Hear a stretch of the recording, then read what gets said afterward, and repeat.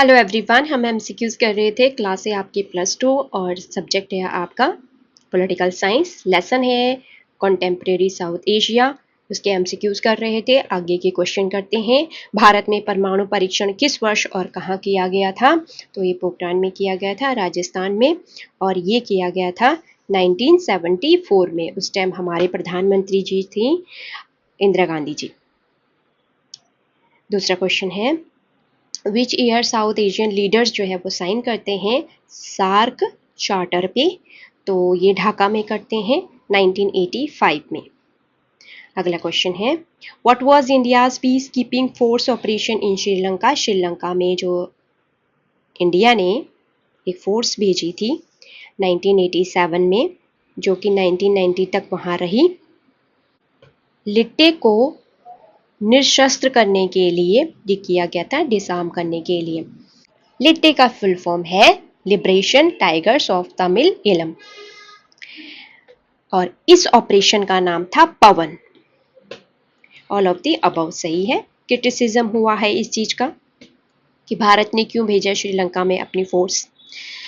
अगला क्वेश्चन है, किस वर्ष भारत और पाकिस्तान के बीच में एक दूसरे पर परमाणु क्षेत्र पर हमला न करने के समझौते पर हस्ताक्षर हुए थे? तो ये हुए थे 1988 में। सी आंसर सही है। नेक्स्ट क्वेश्चन देखते हैं। फरक्का ट्रीटी हुई थी 1996 में। उस टाइम हमारे प्रधानमंत्री जी थे HD देवगौड़ा जी। ठीक है, तो इस फरक्का ट्रीटी को दूसरे नाम से भी जाना जाता है, गंगाज वाटर शेयरिंग ट्रीटी। तो इसको इस नाम से भी जाना जाता है। जब गंगा का जल जो है वो फरक्का बैरेज में जाता है, तो किस तरीके से वो शेयरिंग करेंगे भारत और बांग्लादेश। तो 12 दिसंबर 1996 में ये हुआ था। तो ऑल ऑफ द अबव सही है। यहाँ पे है फरक्का और ये है बांग्लादेश, इधर भारत है। इस साइड से बह रही है गंगा जी, तो उनका वाटर जो है वो यहाँ पे किस तरीके से शेयर करेंगे बांग्लादेश और भारत। तो इसी को फरक्का ट्रीटी कहा जाता है।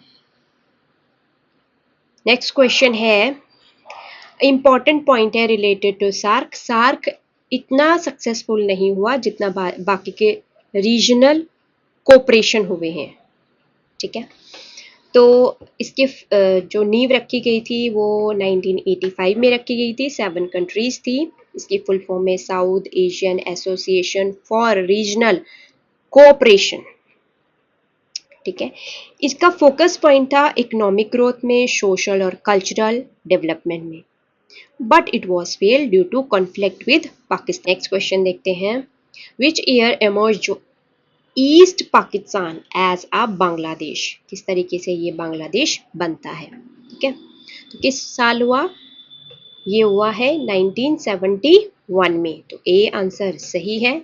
अगला क्वेश्चन है, which of the following year Zulfikar Ali Bhutto became into power in Pakistan? तो ये आगे थे पावर में 1971 से लेकर 77 तक ये रहे। तो आंसर है बी। अगला क्वेश्चन है, which year general Musharraf government जो है वो himself elect as a president? तो अपने आप को वो प्रेसिडेंट घोषित कर लेते हैं, चुन लेते हैं। तो 2001 की बात ये है। तो आंसर है बी। अगला क्वेश्चन है, क्या रीजन है कि पाकिस्तान में डेमोक्रेसी जो है स्टेबलाइज नहीं हो पाती है, स्थिर नहीं रह पाती है? तो पहली बात तो ये है कि सोशल डोमिनेंस ऑफ मिलिट्री का बहुत ज़्यादा दखल रहता है। Clergy and land owning aristocracy है वहाँ पे। Ruling government was face military coup, तो उसको हमेशा यही डर रहता है कि मिलिट्री आएगी और कोप कर जाएगी।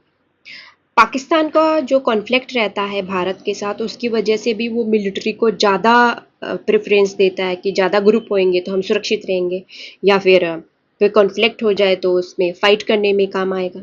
तो आंसर है D, all of the above. इसीलिए यहाँ की सरकार जो है वो स्थिर नहीं रहती है, मिलिट्री का कंट्रोल है यहाँ पे। क्वेश्चन है, what is a SAFTA? South Asian free trade area, इसकी फुल फॉर्म है। 2004 में एग्रीमेंट हुआ था ये 12th सार्क समिट था और इसका फोकस पॉइंट था इकोनॉमिक। तो डी आंसर है all of the above. Next question देखते हैं। 1998 में भारत ने परमाणु हथियार परीक्षण किया था पोखरान में। उस समय प्रधानमंत्री कौन थे और इस टेस्ट का नाम क्या था? तो सबसे पहले हम प्रधानमंत्री जी के बारे में जान लेते हैं। तो अटल बिहारी वाजपेयी जी थे और इस ऑपरेशन का नाम था शक्ति। और ये कब हुआ था? 11 मई 1998 पोखरान टेस्ट सेकंड था ये। तो डी आंसर सही है। Thank you everyone, stay blessed, जय हिंद।